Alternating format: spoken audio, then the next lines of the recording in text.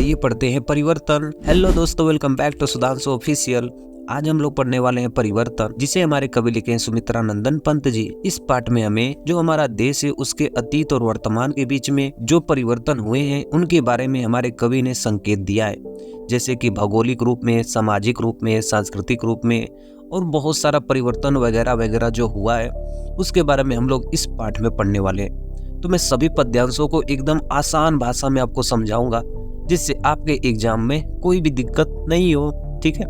और हाँ, चैनल पे नए हो तो चैनल को सब्सक्राइब कर लो ना, और अपने एक फ्रेंड को इस वीडियो को भेज देना दोस्तों। चलिए पाठ को स्टार्ट करते हैं। तो देखिए पद्यांश नंबर 1 में क्या दिया है कि कहाँ आज वह पूर्ण पुरातन, वह सुवर्ण का काल, भूतियों का दिगंत छवि जाल, ज्योति चुंबित जगती भाल, राशि राशि विकसित वसुधा का यह वह वन विस्तार, स्वर्ग की सुषमा जब सा भार धर पर करती अभिसार, प्रश्नों के 700 श्रृंगार, स्वर्ण भृंगों के गंध विहार, गूंज उठते थे बारंबार सृष्टि के प्रथमोदगार, नग्न सुंदरता खीती सुकुमार, ऋषि और सिद्धि अपार, अय विश्व का स्वर्ण स्वप्न संस्कृति का प्रथम प्रभात, वह कहाँ वह सत्यवेद विख्यात, दूरितः दुख दैन्य न थे अवज्ञात, अपरिचित जरा मरण भ्रूप्रात।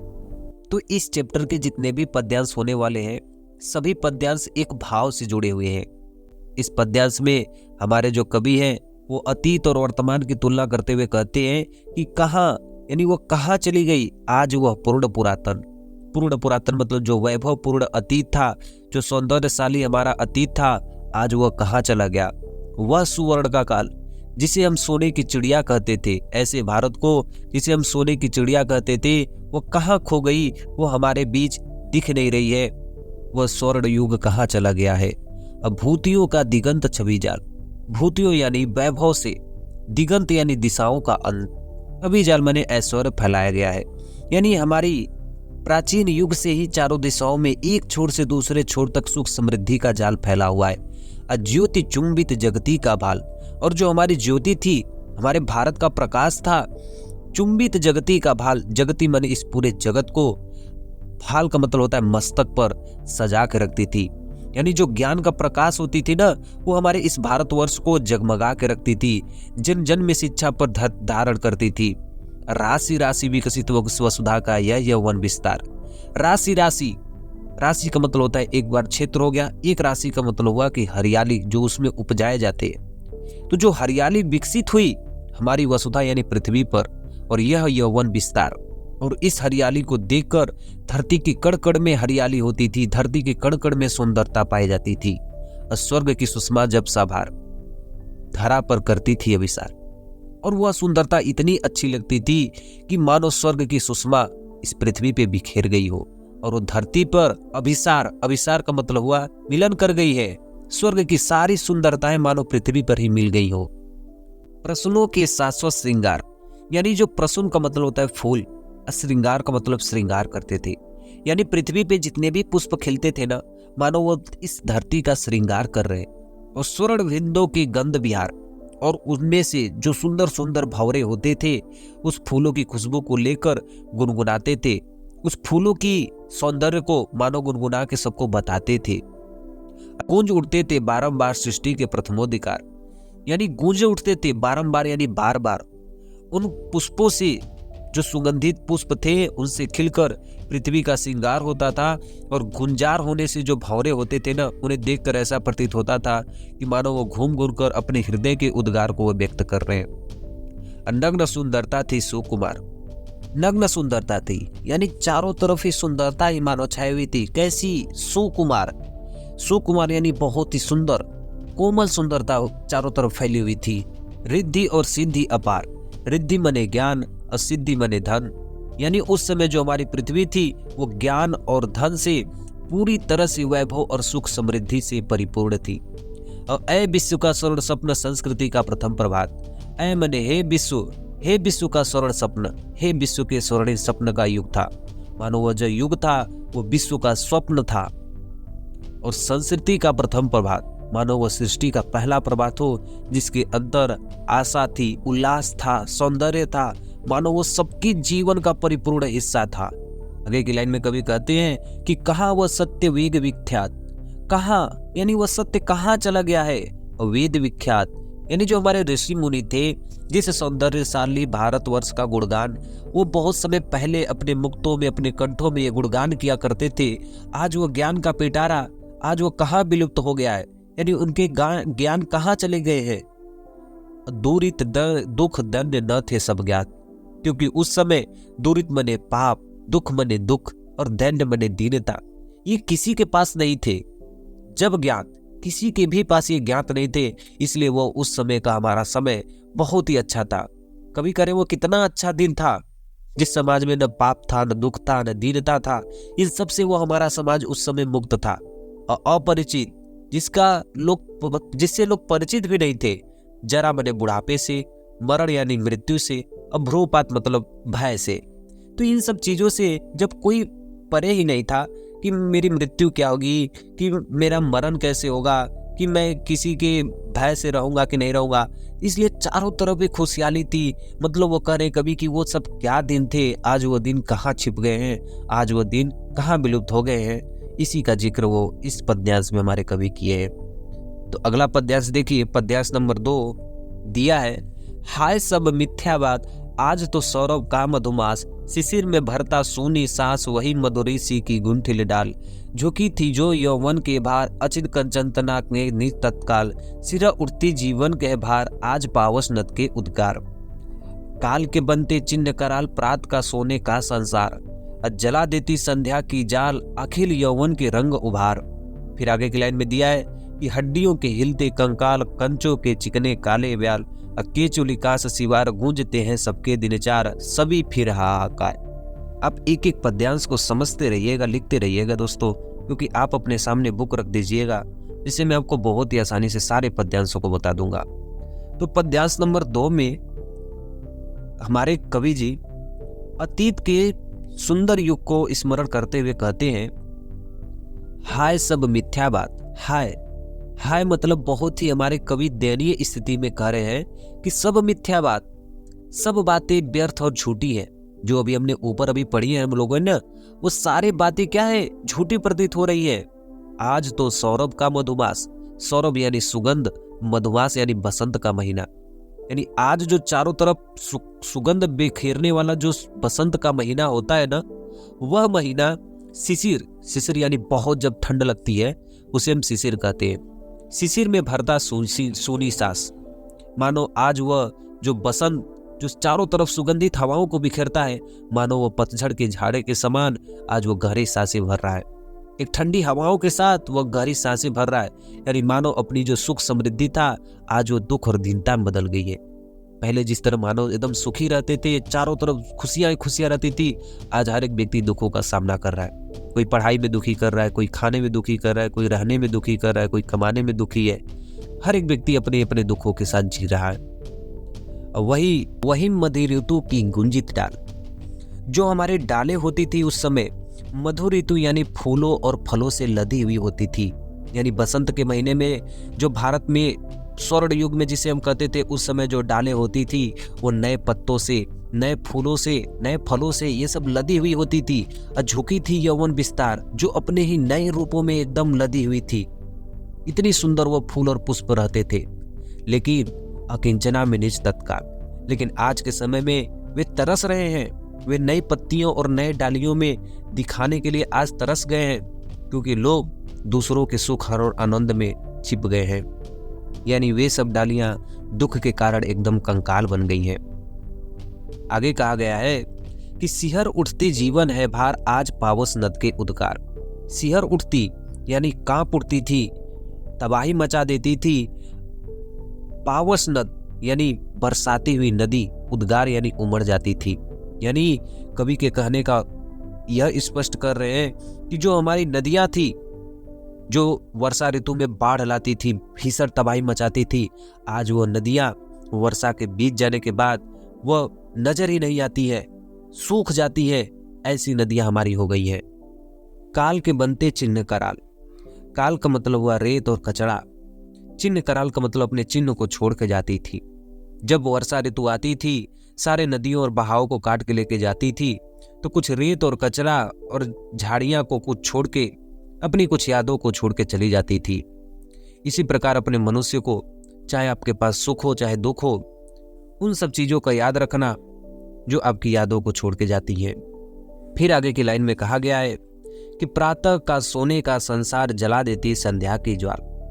कि जिस प्रकार सुबह होता है तो हमारा सूर्य लाल होता है, और अस्त भी होता है तो हमारा सूर्य लाल ही होता है, और अंधकार होता है तो एकदम हमारा सूर्य शांत हो जाता है।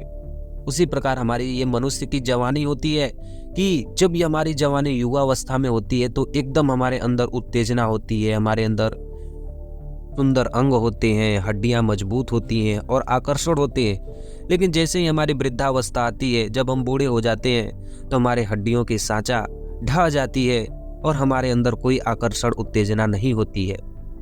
उसी लाली के समान हमारी उत्तेजना भी धीरे धीरे कम हो जाती है।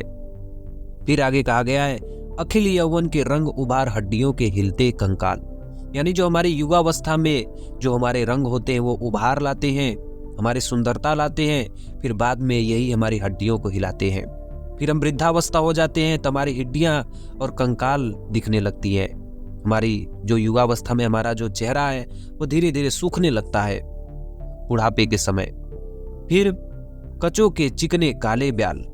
कचों के चिकने यानी जो सांप के समान जो चिकने हमारे गाल हैं, काले ब्याल, और जो काली काली हमारे बाल हैं।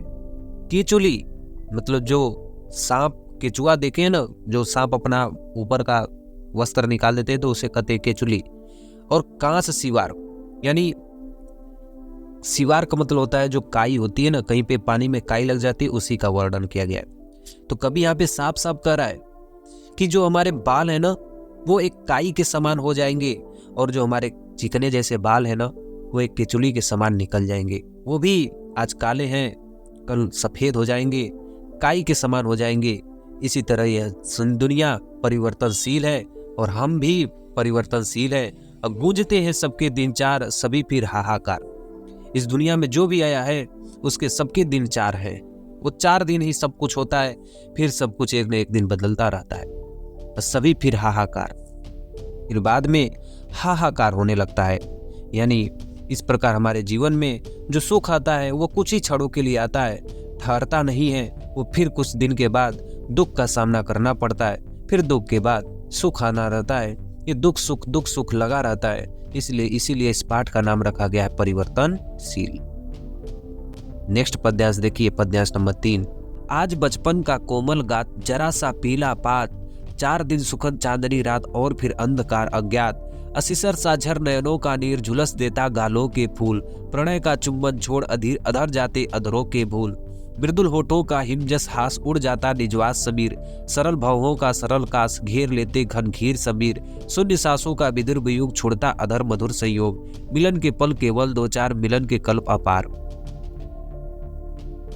इस पद्यांश में कभी हमारे जीवन के बहुत सारे उदाहरणों को देते हुए हमें यह परिवर्तनशील को स्पष्ट करते हुए कहते हैं कि आज जो बचपन का कोमल शरीर है, कोमल गात का मतलब कोमल शरीर है, आज जो मेरे बचपन का कोमल शरीर है, जरा का पीला पात, जैसे ही हम बूढ़ा होंगे ये सारे जो कोमल शरीर है ना ये पीले पड़ जाएंगे, झुर्रियां आने लगेंगी चेहरे पे।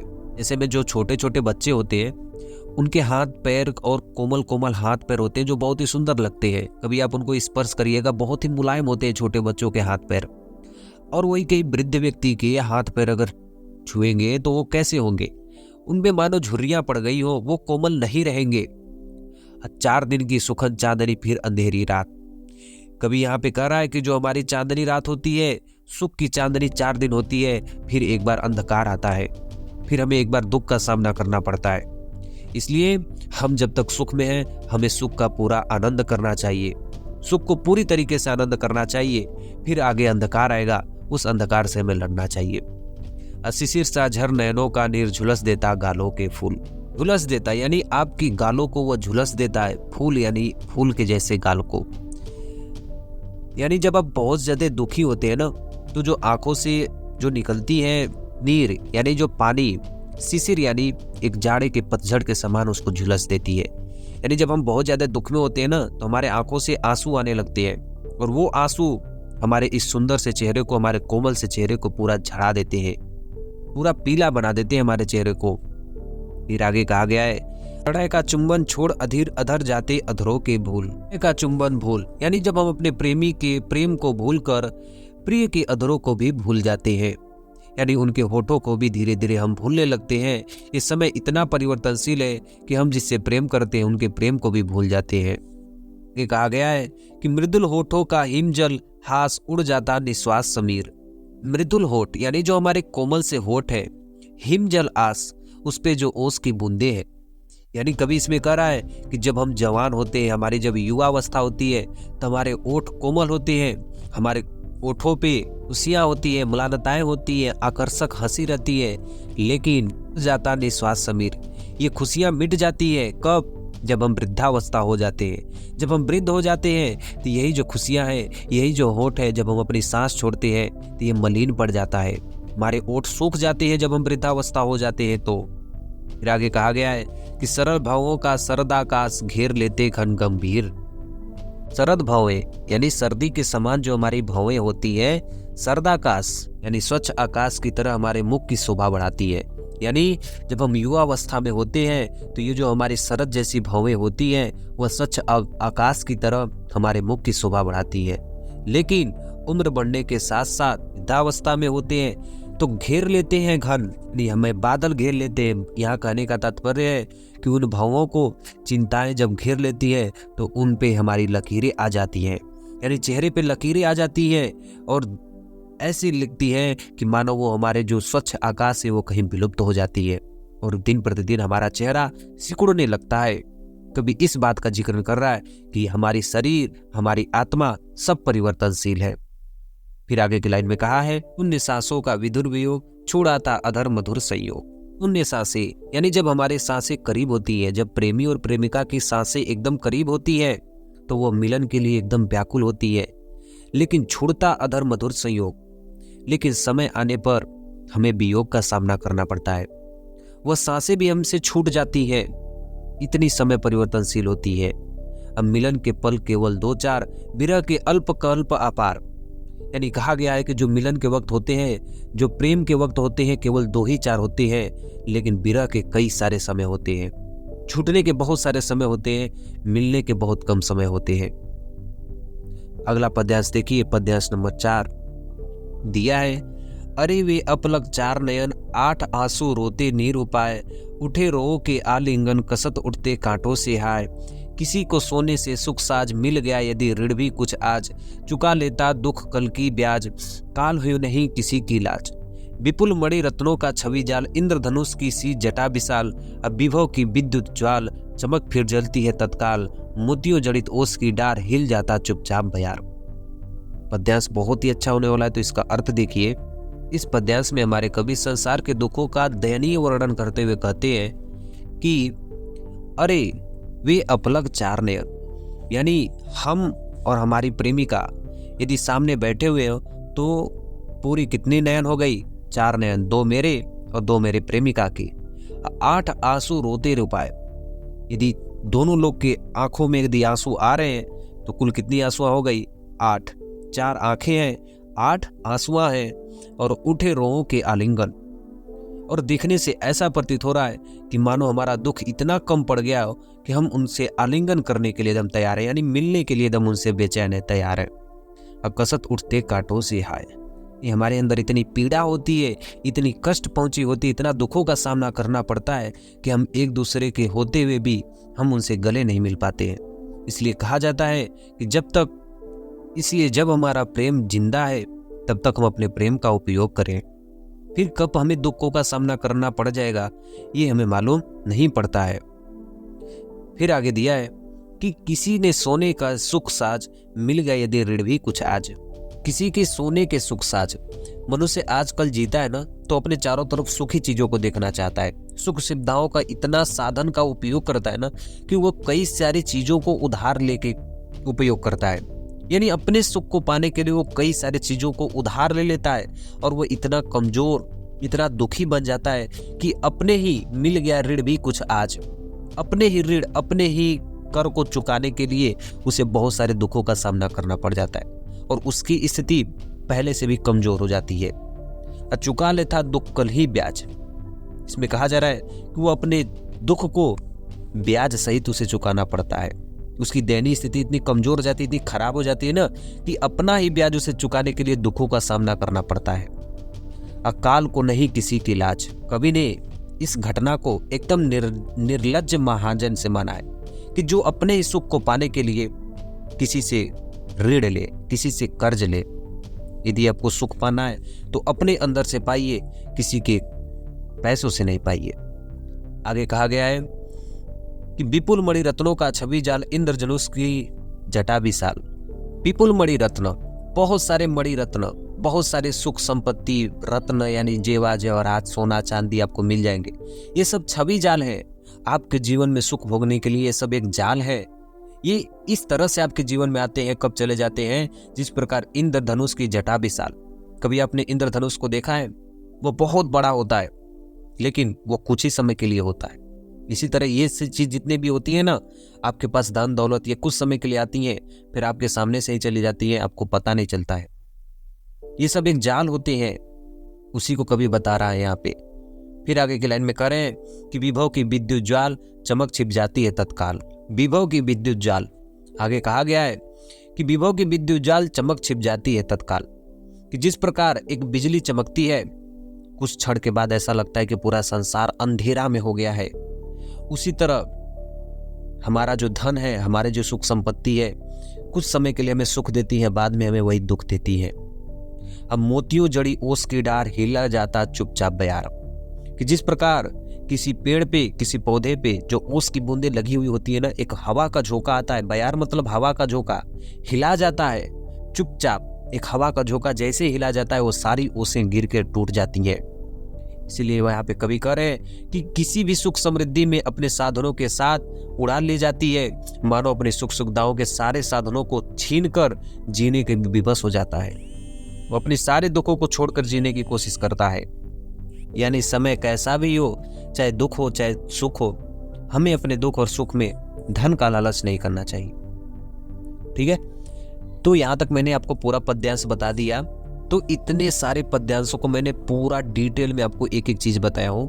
एक कॉपी और पेन लेके सारे पद्यांशों को नोट्स कर लेना मेरे दोस्त। ये सब एग्जाम में अगर आ गए तो बहुत ही अच्छी तरीके से लिख लेंगे और आशा करता हूँ बहुत बढ़िया नंबर आप लोग लाओगे। ठीक है, मिलते हैं नेक्स्ट वीडियो में, तब तक के लिए जय हिंद।